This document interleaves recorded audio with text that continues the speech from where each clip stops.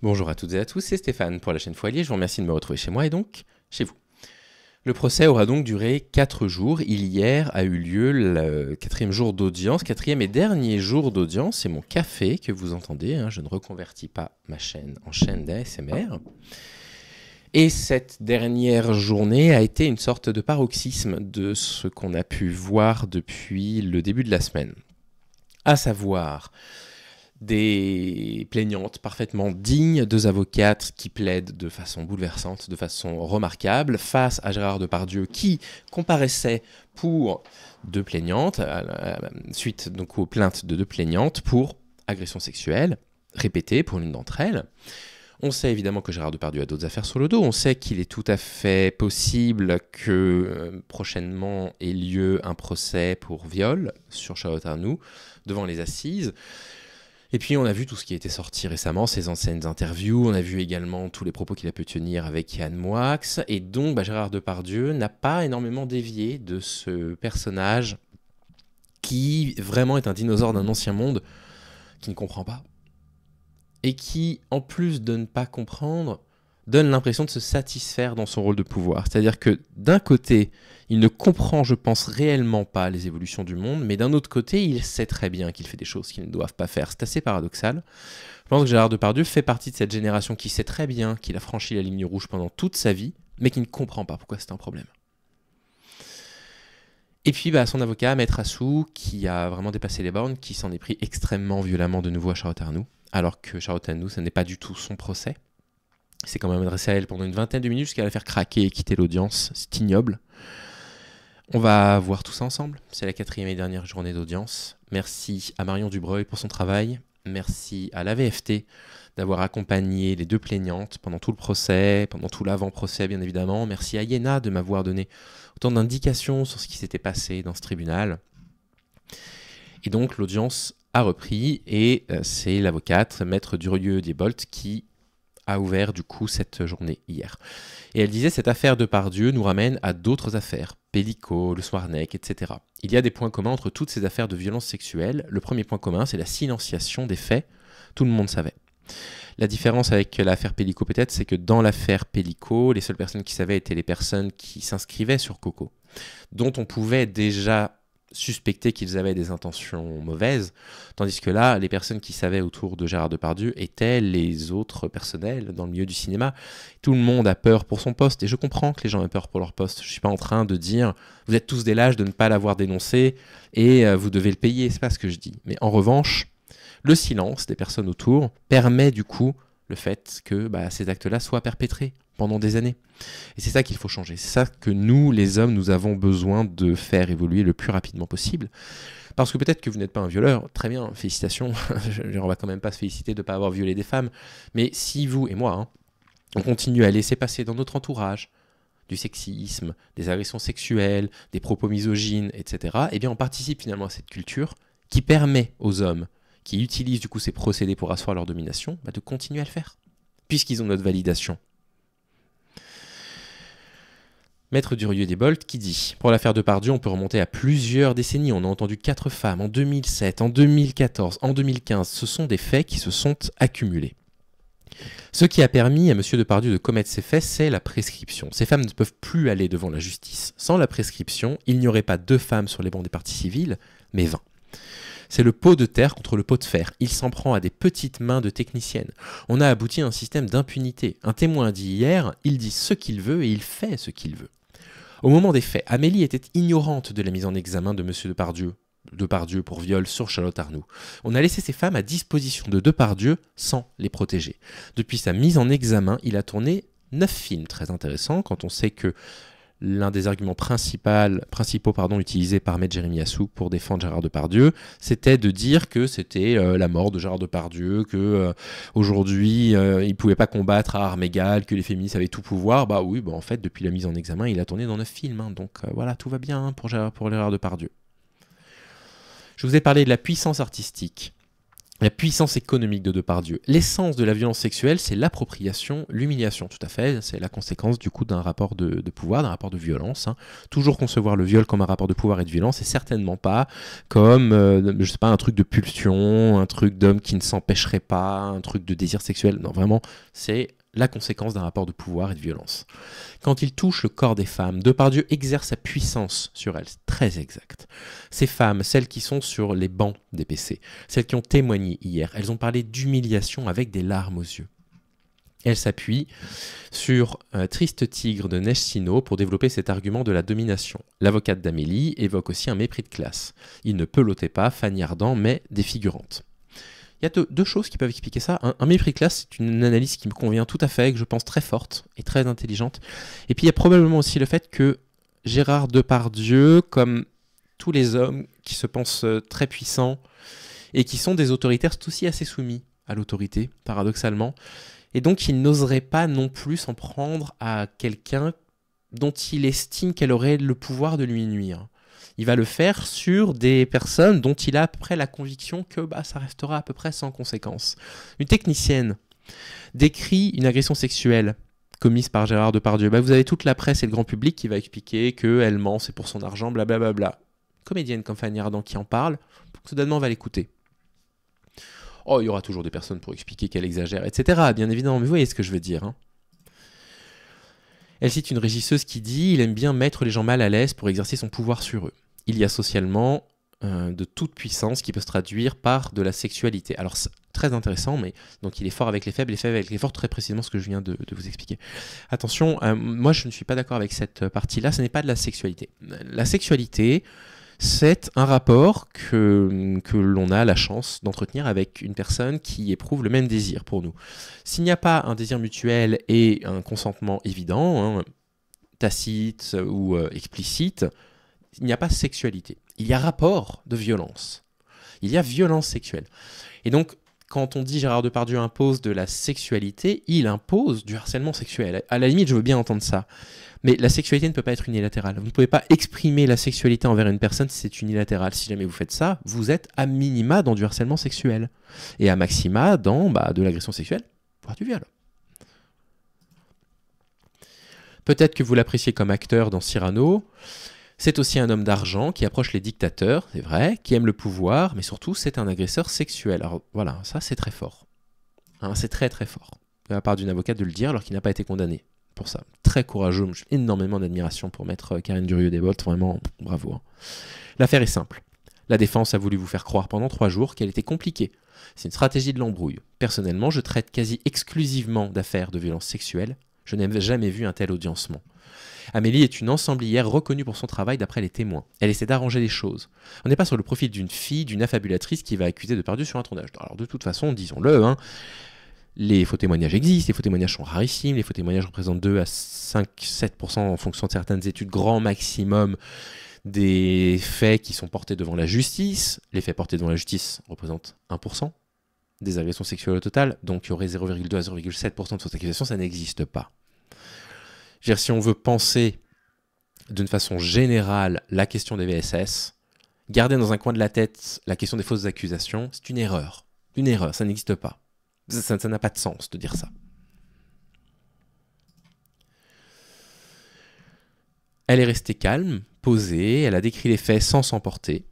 Elle aurait pu s'emporter d'ailleurs, ça n'aurait rien changé. L'interrogatoire de la défense n'a pas eu de prise sur elle. Dans ce dossier, on a eu un haut niveau de preuve qui corrobore cette parole. Amélie décrit 2 moments. Oui, il y a eu des témoins directs, oculaires, qui ont décrit la scène, effectivement. Les mensonges de Depardieu, les contradictions de Depardieu, les justifications aussi. Elle pointe du doigt les adaptations de la défense, et notamment le fait que Depardieu a admis à l'audience un contact physique, ses mains sur les hanches d'Amélie, parce que sa doublure l'a dit pendant l'enquête. Sinon, il ne l'aurait pas reconnu, mais il avait dit, lors de son audition au commissariat, que jamais il ne l'avait touché. Et, d'après lui, ça n'était pas un mensonge, c'est ce que son ancien avocat lui avait demandé de dire, donc c'est littéralement la définition d'un mensonge, voilà.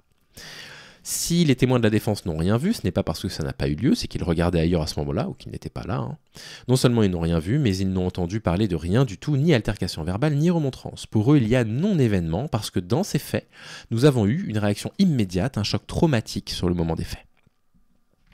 Subir une agression sexuelle, c'est violence, une expérience traumatisante. Être sidéré, c'est la réaction générale des gens face à la violence. Et ensuite, on bascule dans la dissociation traumatique, une anesthésie émotionnelle. Bon, très bien. Depardieu se lève pendant la plaidoirie de la première partie civile et quitte la salle, accompagné par quelques proches. Oui, ce serait dommage d'être mis face à ces comportements pendant votre propre procès, hein, monsieur Depardieu. Bref. Ensuite, l'avocate reprend Karine Durieux-Desboldes pour raconter l'état de dissociation d'Amélie, qui le soir même doit prendre le train pour rentrer chez elle, mais laisse passer les trains à la gare, incapable d'embarquer. Aucun sens qu'on travestisse une remontrance professionnelle en agression sexuelle, poursuit-elle, et d'autre part, le choc traumatique est réel et il est en lien avec l'agression sexuelle. Depardieu est, quelques minutes après donc, de retour dans la salle. Maître Durieux-Desboldes s'appuie sur le rapport des UMJ, les unités médico-judiciaires, au cours duquel Amélie avait expliqué avoir pris la menace de lui foutre un parasol dans la chatte comme une menace de viol d'empalement. Mais qu'est-ce que c'est d'autre ? Évidemment, c'est pas une interprétation de sa part, c'est littéralement les mots de Depardieu. Elle vous a expliqué pourquoi elle n'avait pas qualifié immédiatement les faits d'agression sexuelle, un déni. Vous saviez qu'il n'y a que 10% des victimes d'agression sexuelle qui déposent plainte. Le soir même, le directeur de production qualifiait, lui, les faits. Au téléphone, il m'a dit qu'il s'excusait, que ce n'était plus l'époque pour faire ça. Ça n'a jamais été l'époque d'agresser sexuellement des femmes. On parle bien d'une agression sexuelle et nous sommes à 8 personnes qui en avaient connaissance. 9 énumère maître Karine Durieux-Desboldes en citant ensuite le régisseur. C'était notoire, ça ne colle pas avec les propos des témoins de la défense qui parlent d'un non-événement, ça n'est pas crédible. L'avocate d'Amélie épluche le dossier pour démontrer l'onde de choc de cette agression sexuelle sur le tournage, et elle reprend. Les excuses, c'est aussi un élément de preuve. Monsieur Depardieu ne s'excuse pas pour rien des propos vigoureux. Il en a tout au long de la journée, et je ne parle pas des outrages sexistes ou de la misogynie ambiante. Il la traite de flicaille parce qu'elle a dénoncé une agression sexuelle. Et le garde du corps de Depardieu ne remet pas en cause la parole d'Amélie. Il lui dit qu'elle n'aura pas de meilleures excuses que celles professées sous forme d'engueulade. Quant aux micro-contradictions de ma cliente, relevées par la partie adverse, qui l'accuse de mentir sur le lieu de l'agression sexuelle, elle aurait prétendu que c'était le couloir et pas l'entrée, parce que ça l'arrangeait elle. Elle vous a expliqué que c'est au bout du couloir. Qu'elle avait fait un plan sur un bout de table en fin d'audition. Si elle s'est trompée à 2 mètres près, c'est qu'elle était focus sur l'agression. Une victime de violence sexuelle n'a pas de mémoire autobiographique mais traumatique. C'est très juste. Hein. Les victimes de violence n'ont pas de mémoire autobiographique mais de mémoire reconstructive. Ça c'est très, très connu, très étudié. La mémoire reconstructive c'est quoi ? C'est le fait que vous n'ayez pas une photographie précise des faits que vous souhaitez décrire et que vous êtes obligé de la reconstruire avec différents éléments. Et vous allez reconstruire votre mémoire avec des pièces de puzzle. Et donc vous allez mettre certaines pièces de puzzle à certains endroits, vous allez penser qu'elles s'enjancent bien et puis au fur et à mesure de votre témoignage, vous allez dire mais non, en fait, non, cette pièce elle va pas là. En réalité, c'est ça qui s'est passé à ce moment-là. Et les avocats vont tenter de faire croire que vous avez des hésitations parce que vous n'êtes pas sûr de ce que vous dites ou parce que vous inventez, mais pas du tout. C'est parce que la mémoire, dans ces cas-là, elle est reconstructive, elle n'est pas autobiographique. Vous n'avez pas une photographie claire de ce qui s'y est passé. C'est très juste. Hein. Parler en termes d'émotion, des faits et de flashback, c'est un autre signe d'authenticité, c'est vrai. Je voudrais dire combien il est difficile dans un dossier comme celui-ci de déposer plainte. Ces femmes contre Depardieu, c'est un géant du cinéma. Oui, effectivement, c'est David contre Goliath. On a quand même eu un président qui a soutenu Depardieu, monsieur Macron, elles n'ont rien à y gagner, il n'y a pas de bénéfice secondaire. Je veux dire, ça c'est vraiment l'argument typique des masculinistes, elles font ça pour, je sais pas, lancer leur carrière, vous ne trouverez aucune trace d'une victime d'agression sexuelle qui a eu une meilleure carrière après avoir dénoncé des agressions. Ce qui a suscité la parole d'Amélie, c'est la tribune de Depardieu, qui a écrit dans le Figaro ne pas être un agresseur. Voilà, Marion Dubreuil rappelle l'article. Je veux enfin vous dire ma vérité, comme s'il n'avait pas eu toute la place dans sa vie, dans son histoire médiatique, comme si Depardieu n'avait pas toujours eu toute la place qu'il souhaitait pour se raconter lui-même. Ah, vraiment, ces éléments de langage, ils sont profondément détestables. C'est la médiatisation offensive de la défense et cette tribune de soutien qui a assuré que Depardieu se comportait bien sur les tournages, ce qui a provoqué sa plainte. Elle a dit qu'elle voulait arrêter de se sentir coupable d'être silencieuse, bravo. Elle dénonce une inégalité des armes avec le cabinet de Maître Assou, qui inonde les parties de pièces, une absence de respect du contradictoire, ils sont même pas au courant des pièces qui vont être présentées, ça ne se fait pas, bref. Elle pointe aussi un manque de délicatesse, me traiter d'être abject, ignoble, stupide, c'est une défense violente qu'on éprouve toutes de ce côté-là, elle désigne le banc des parties civiles. Ça n'est pas neutre, ces pratiques de la défense, c'est de la victimisation secondaire. Et comment ça se traduit ? Préjudice moral aggravé, c'est des dommages et intérêts supplémentaires. Je vais modifier oralement mes demandes financières. Donc qu'est-ce qui se passe ? Ce qui se passe, c'est que la défense de Maître Assou a été tellement violente que l'avocate se dit, il a été violent, devant témoins, devant des journalistes, devant la salle, devant des juges, devant les assesseurs, devant le président, devant le procureur. Tout le monde a vu en fait la violence que Maître Assou a fait subir aux deux plaignantes et à Charlotte Arnoult. Eh bien en fait, on va demander plus. Parce qu'il y a une aggravation du préjudice. On leur impose une violence supplémentaire pendant le procès et c'est anormal.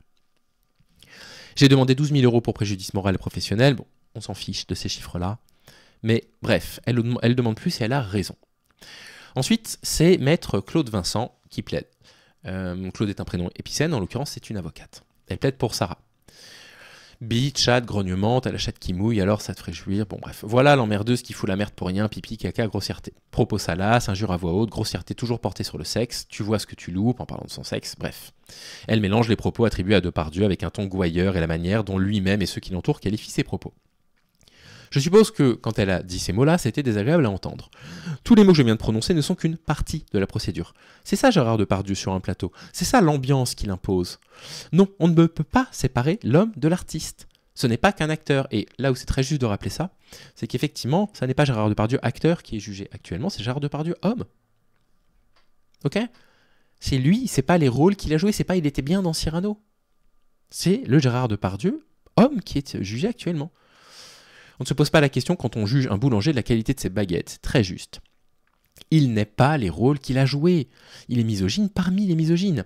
Maître Vincent s'approche de la barre. Il aime l'enfant dans la femme. Je vous laisse apprécier de notre côté. Ça a soulevé beaucoup de questions. Qu'est-ce qu'une femme, monsieur Depardieu ? Une femme, pardon, ça naît mère, nous dit-il. Alors à toutes les femmes présentes, et elle se retourne, qui ne sont pas mères, j'en suis désolé. Il y a 2 catégories de femmes pour monsieur Depardieu. La madone et la putain.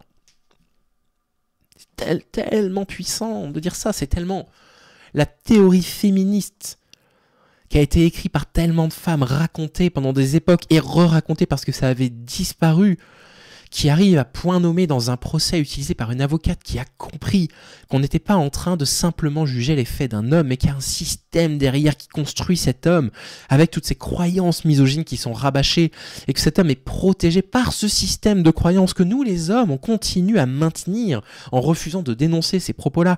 Et ça arrive dans un procès à la fin, dans la plaidoirie finale. C'est brillant. C'est brillant. Déjà, la première plaidoirie était brillante. Celle-ci l'est tout autant. Il ne veut plus travailler avec les femmes. Il les aime, il aime leur féminité parce qu'il n'est pas question qu'il change lui. Le problème, c'est elle. C'est Gérard. C'est limpide. Le garde du corps lui a dit à Amélie, vous avez eu de la chance, vous avez eu des excuses. La voilà la connasse, bah je m'excuse. C'est ça des excuses, demande maître Vincent.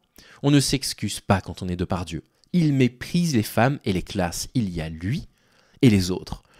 Sarah, vous êtes stagiaire, pas 3e assistante réalisatrice. Dans la procédure, plusieurs personnes de Depardieu, comme d'un enfant, ce n'est pas la première fois que je vois ça. Je ne comprends pas ce qui est écrit, pardon.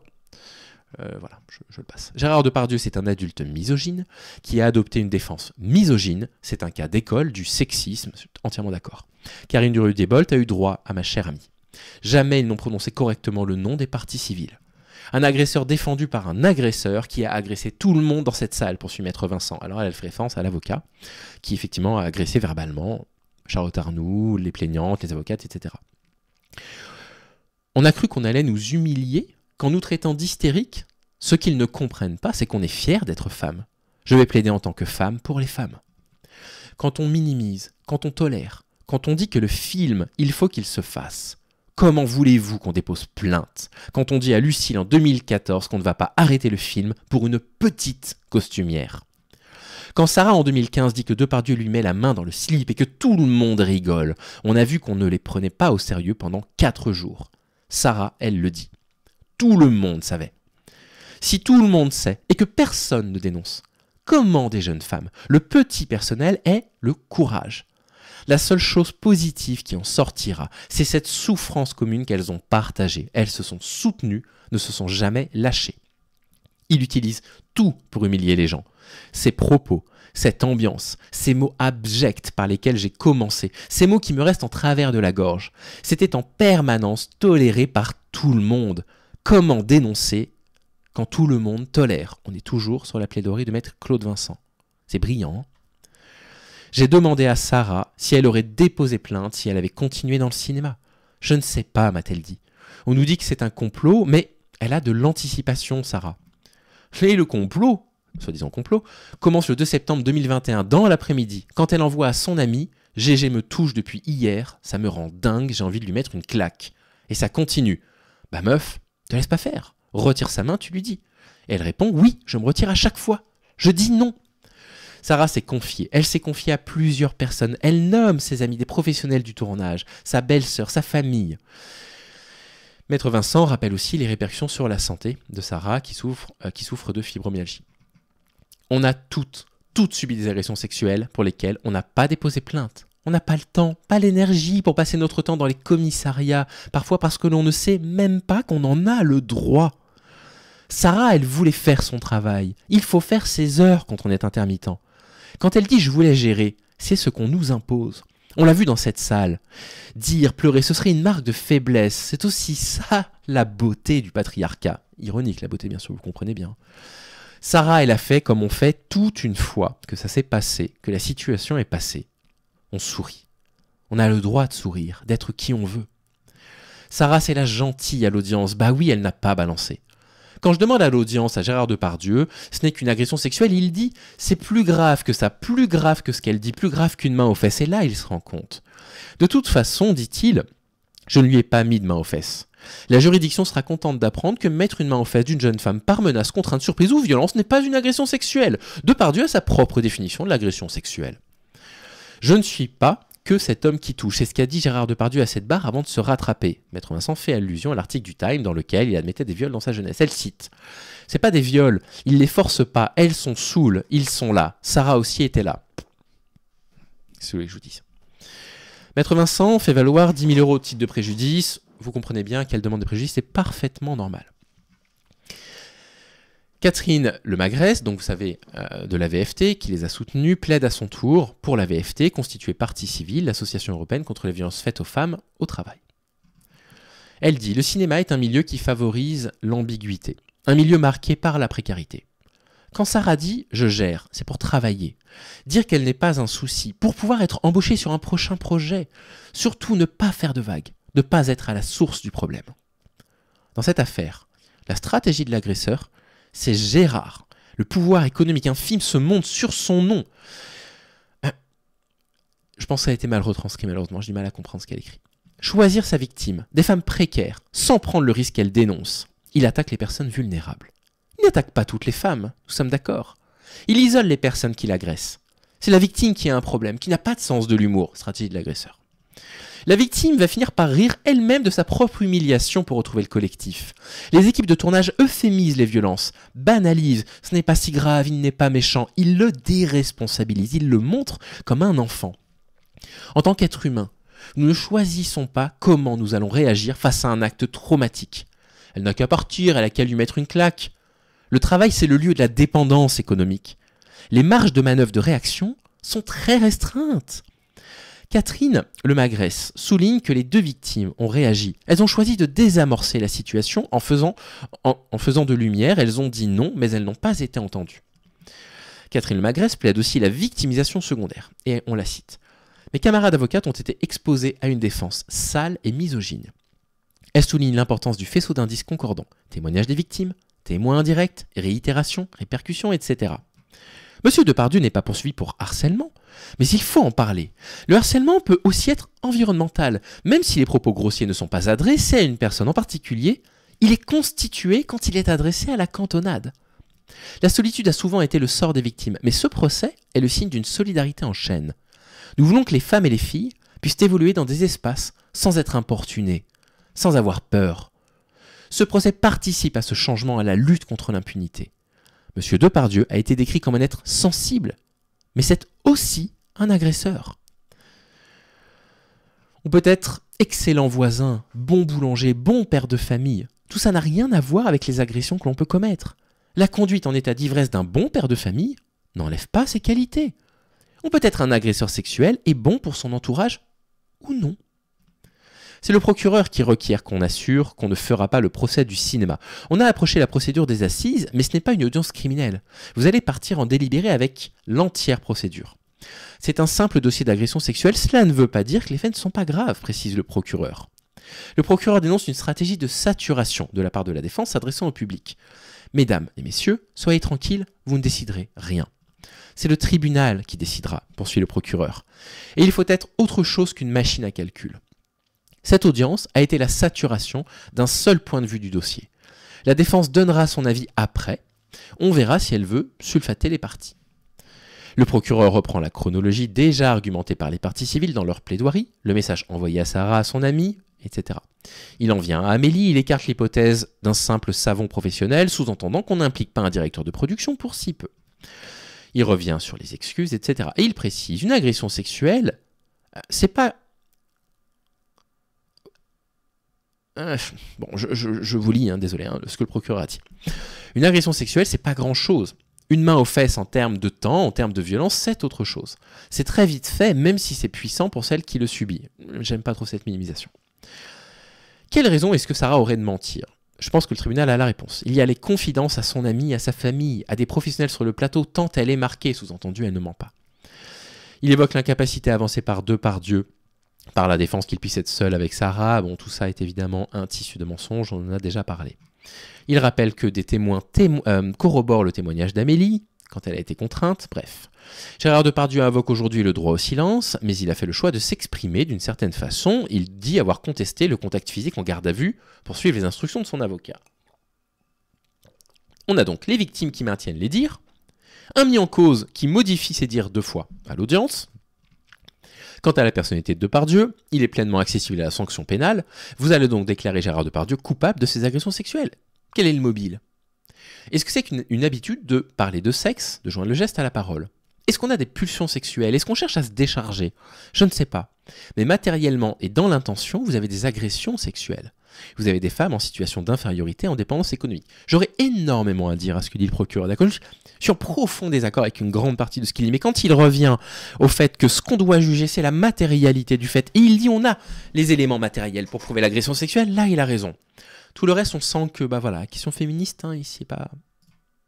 Voilà, très très intéressé. On va avancer. Le procureur requiert 18 mois de prison, assorti d'un sursis probatoire de 3 ans, avec obligation de soins psychologiques, obligation d'indemnisation des parties civiles et du paiement d'une amende de 20 000 € contre Depardieu pour agression sexuelle. Voilà ce que requiert le parquet. Suspension d'audience, et on va arriver du coup à la conclusion, et alors accrochez-vous. Donc, la tradition judiciaire en France veut que la personne qui est accusée, ce soit à cette personne-là d'avoir le dernier mot. Et donc, c'est l'avocat de Gérard Depardieu qui va à ce moment-là plaider, et j'ai besoin de tirer une lettre là-dessus parce que, mon Dieu, ce qu'on va dire... Bref. Charlotte Arnoux, on est désolé pour vous et on vous soutient.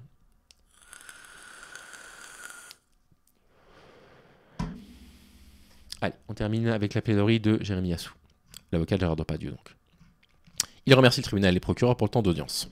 Il dit la justice, c'est le fait de pouvoir être entendu, dire nos arguments qui peuvent parfois blesser, même s'ils sont nécessaires à la manifestation de la vérité, vous devez les écouter. Bah, d'accord, mais alors quand vous vous en prenez à Charlotte Arnoux, qui n'a rien à voir avec ce procès, on aimerait bien savoir en quoi ce sont des arguments nécessaires à la manifestation de la vérité. Il dénonce des avocates plus militantes qu'avocates. On se demande... Alors, donc voilà, Maître Assou qui plaide sur le fond du dossier pour demander ensuite sa nullité. Je veux dire, voilà, le procureur lui dit, non, en fait, on peut plus annuler le procès, vous avez déjà plaidé le fond du procès. Et il explique que les avocates en face sont pas compétentes, Maître Assou. Il cite les mauvais articles de la CEDH, comme l'a signifié une personne qui travaille dans le droit et qui m'a envoyé un message sur Twitter pour me le dire il y a 2 jours, merci beaucoup. Bref. Elles sont militantes plus qu'avocates.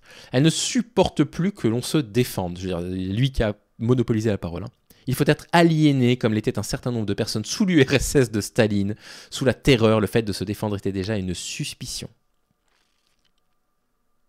Darvaux, renversement accusatoire. Gérard Depardieu, c'est la victime. Et vous êtes les procureurs et les bourreaux. Il y a un concours de qui est la plus grande victime, on n'a jamais entendu ça, sans décision de justice. Vous êtes face à des individus qui envisagent qu'être confrontés, répondre à des questions, c'est participer à l'humiliation. Même à vous, on l'a reproché, poursuit Maître Assou. Bon, Maître Assou, quand vous avez des mots dépréciatifs à l'encontre des avocates, je suis désolé, en fait, vous participez à les humilier. Vous n'êtes pas les avocates, le problème là dans ce procès. C'est le comportement de votre client.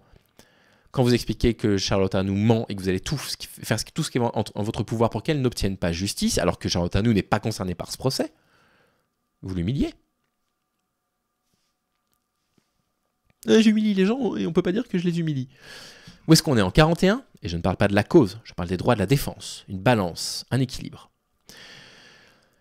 Vous faire ce procès à vous, c'est dangereux. On vous remercie avec votre autorité naturelle d'avoir repoussé cette tentative en rappelant que tout le monde a le droit de s'exprimer. La défense, ça ne constitue pas à être comme l'avocat de Cosescu, je ne sais pas à quoi il fait référence. Puisque nous plaidons la relaxe, eh bien oui, il y aura des dessus. De ce côté-là, Maître Assou désigne les bancs des parties civiles. Je vais reprendre le narratif et les plaignants. Je veux que dans ce dossier, l'enfer, le cauchemar dans lequel Depardieu a été jeté se termine. Maître Assou s'attaque à un mail adressé en octobre 2023 par Amélie au directeur de production pour annoncer qu'elle va répondre à Marine Turchi, la journaliste de Mediapart. Elle le crante en lui disant l'incident dont je t'ai parlé. Maître Assou dénonce les pratiques de Marine Turchi, la journaliste de Mediapart, ça n'a rien à voir. Il en profite pour parler du dossier de Charlotte Arnoult, ça n'a rien à voir, la plaignante pour viol, qui s'effondre. Il sait qu'elle est dans la salle. Il va revenir sur Charlotte Arnoult, c'est terrible. Maître Assou revient avec la procédure intentée par Pierre Jox contre Alexandra Besson en diffamation, qu'il a perdu en appel, pour ensuite dénoncer l'énumération des témoignages de femmes contre Depardieu, toutes prescriptes, donc, juridiquement, ça ne vaut rien. Hier, dans le concours de ceux qui veulent être victimes, ils nous ont sorti un écrivain raté qui dit que Depardieu lui a touché les fesses. Ce n'est pas comme ça qu'on rend la justice, c'est comme ça qu'on tue quelqu'un socialement. Depuis que Gérard Depardieu est mis en examen, il a tourné dans 9 films. Moi, j'aimerais bien avoir une mort sociale comme ça, hein. Tuez-moi socialement, s'il vous plaît, pour que je puisse jouer dans 9 films. Moi, j'ai un procès aussi personnel à financer, donc ça m'arrangerait. Le meilleur, c'est Anouk Greenberg. Vous avez commencé à essayer d'être le héros du mouvement MeToo après le tournage. C'était en 2021. Pourquoi sur place, vous ne prévenez pas les femmes? Vous ne prenez pas soin des autres. C'est terrible parce que vous ne pouvez pas vous défendre. Le fait est que tout le monde dans le milieu du cinéma, sait qu'il faut faire attention à Depardieu et le dit. Voilà qui sont ces gens. Maître Assou dénonce maintenant la collaboration de Mediapart et de compléments d'enquête. Le contrat, l'achat de ce reportage sur la chute de l'ogre est conclu avec une société de production qui fait du doc sur l'Asie, jamais un sujet d'info, c'est un complot. Le seul sujet important de ce complément d'enquête, ce sont les propos pédophiles, dit-il entre guillemets, de Depardieu. Maître Assou déroule ensuite sur le dossier Charlotte Arnoult, dont il rappelle qu'il a été classé sans suite au départ après une enquête approfondie des policiers de magistrats.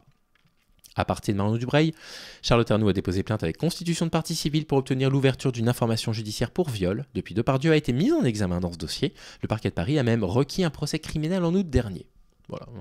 Donc on peut s'arranger avec la réalité quand on est avocat, vraisemblablement. Depuis, Jérémy Assou a obtenu la réouverture de l'instruction pour viol en obtenant la saisie des rushs de compléments d'enquête. Jérémy Assou reprend la thèse d'un scénario mettant en scène un Obélix en Corée du Nord. Les extraits isolés sont mensongers pour son avocat. Il ne dit pas en voyant une enfant de 6 ans, tu jouis.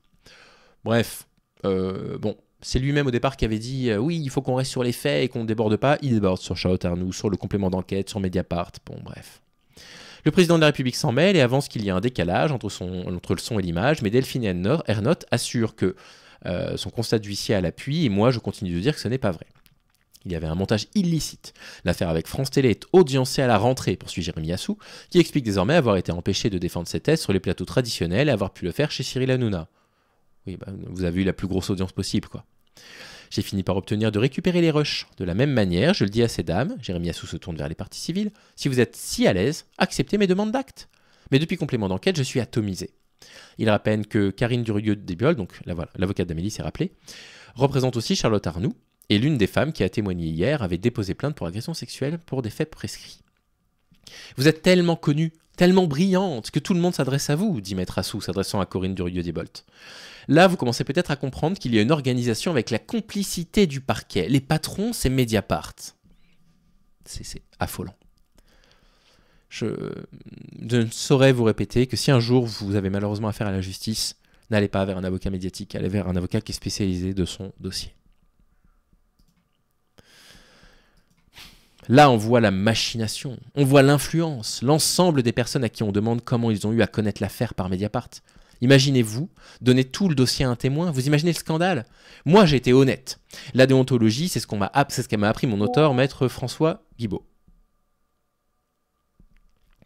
Maître Assou accuse Amélie et sa consoeur de subordination de témoins, c'est très grave. Il indique avoir déposé plainte contre l'un des témoins qui dit avoir retrouvé Amélie sidérée sous le choc après l'agression qu'elle dénonce. Ça va souffler, dit-il. Ouais, bah, s'il est condamné, Depardieu, ça va souffler pour vous, Maître Assou. Où qu'il soit, Gérard Depardieu dans le placard, il gêne, il empêche de passer. Maître Assou reprend sa démonstration sur la cuisine. Premier mensonge, le couloir, il n'y a pas de tableau dans le couloir. Elle qui se trompe sur les plans. Bref, ça on s'en fiche complètement. Maître Assou discrédite les témoins les unes après les autres. Le plan à 1/50e, il revient sur le plan, c'est insupportable. Et là il dit j'ai des flashs. Mais c'est pas Guy Georges, votre trauma. Il a marché pour d'autres situations. Pendant qu'il me violait, il me cassait des dents. Je veux bien qu'il ait des flashs, mais pas là. Quel enfer de comparer à Guy Georges. Les deux témoins, elles ne sont pas dans un état post-traumatique, elles. Elles peuvent voir le reste de la scène. Qui extrait Amélie? Mais c'est faux, cette scène, fallait l'inventer. Mais sinon, qui vous sépare? C'est ça qui est dur, du mensonge à plusieurs. Vous changez 5 cm et paf, ça déplace tout. Le trauma, c'est qu'il a passé un savon à Amélie. Ce trauma, il est réel, revient Maître Assou. Elle aime plaire, elle passe à la télévision. J'ai pas détraumatisé, moi. On a une vidéo extraite de TF1 où elle sourit. Elle assure être contente d'être arrivée là. C'est horrible. Dans l'optique où elle veut se venger, l'objectif, elle a déjà gagné, elle l'a tué, poursuit Maître Assou. Elle l'a tellement tué qu'il a joué dans 9 films derrière. Quel enfer. C'est Gérard Depardieu, il ne voit pas le monde comme nous, plein de Maître Assou, il voit pas le monde comme nous, voilà, il n'a pas vu le monde comme vous. Hein. Il veut faire croire juste à un coup de sang de Depardieu. Bref. Là, il dit, il cogne sa victime psychologiquement, mais il n'y a rien de sexuel. Oui, voilà, vous pouvez cogner psychologiquement, il n'y a rien de sexuel, ça passe. Hein. Je comprends parfaitement qu'on essaie d'attirer le regard d'une star comme lui. On est une assez belle femme, elle veut échanger avec lui, elle relance, et au lieu de ça, elle s'est faite exploser. Quel enfer. Quel enfer. Quel enfer. Ça devrait être illégal de plaider ça. Personne n'entend rien, pourtant, il lui dit avec ses mots. Il doit lui faire peur, c'est un grand acteur. La seule témoin qui entend quelque chose, c'est Parasol, c'est celle qui le déteste le plus. Elle a peut-être lu Mediapart. Là, Amélie est bon, bref, ça suffit.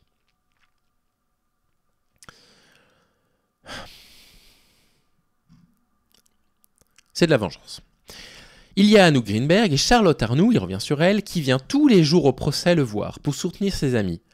C'est pas vrai, c'est indécent. Vous en connaissez beaucoup des victimes de viol qui viennent tous les jours voir son violeur. C'est une menteuse, une mythomane. Elle n'est pas venue voir son violeur, Maître Assou, elle est venue soutenir des victimes. Hein. Il continue à dévoiler le dossier Charlotte Arnoux. Voilà, secret de l'instruction. Hein. C'est comme Badawi dans Outreau, elle veut plaire à tout le monde. Vous avez des femmes qui inventent des agressions sexuelles. Je suis désolé. Hein. Et ce qui a été dit résiste aux autres éléments de confrontation du dossier. Maintenant, je vous renvoie aux 14 témoignages que j'ai apportés. Charlotte Arnoux a quitté la salle d'audience après une diatribe de 20 minutes de l'avocate Depardieu qui lui était destinée pour la traiter de menteuse et de mythomane.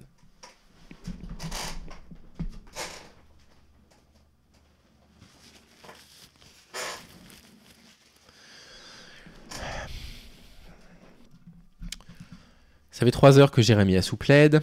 Il aborde seulement le dossier de Sarah, la deuxième plaignante. Il balaye d'abord l'idée que Gérard Depardieu ait pu marcher seul. Il demande la relaxe. Il a passé plus de temps sur le dossier Charlotte Arnoux que sur le dossier Sarah, constitué partie civile à l'audience. Bref. Il répète qu'on est dans une période stalinienne, etc. Ça fait 3 ans qu'on traîne Depardieu dans la boue. Et Gérard Depardieu qui conclut en disant qu'il remercie son avocat. Il n'y a pas de quoi. Bref, le président remercie les policiers qui ont permis l'organisation du procès. La décision sera donc rendue le 13 mai. Donc là, les juges ont 6 semaines pour rendre leur verdict et le justifier, bien évidemment, c'est pour ça que c'est long. Le justifier pénalement, c'est long de rendre un verdict. Ce sera donc le mardi 13 mai à 13h. Voilà. Je sais pas quoi dire. Voilà, soutien à toutes les violences de victimes de violences sexuelles qui ont été salies par cette plaidoirie finale. Évidemment à Charlotte Arnoux et évidemment aux deux plaignantes. On espère un verdict exemplaire, d'une part.